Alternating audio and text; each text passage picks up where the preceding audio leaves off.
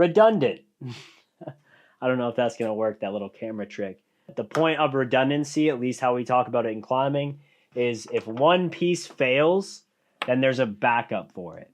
Now, you'll hear people say, oh, you always need to be redundant every single time. And then you'll have the obvious, you have one climbing rope, one belay device, one carabiner attached to that belay device.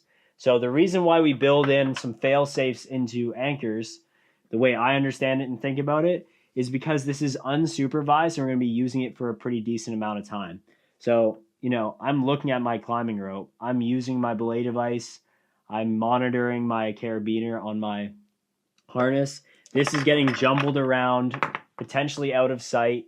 And if I'm guiding or I have a big group of people or we're just projecting something, this might be up here for a while. So I don't know what the heck's happening. Wind's going, it starts raining. Stuff just happens that around an anchor and you can't watch it happen. So that's why it's important to have redundancy. So the way I think about redundancy, you can just walk through this in your head or you can do it in person if you're practicing.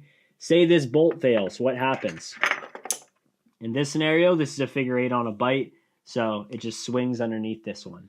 Okay, what would happen if this...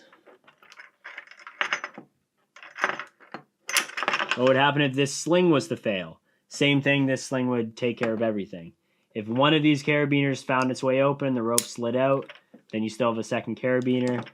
Same thing all over everywhere. You can slice any piece of this, break any piece of metal individually, and my system is still redundant, and that's the importance of this.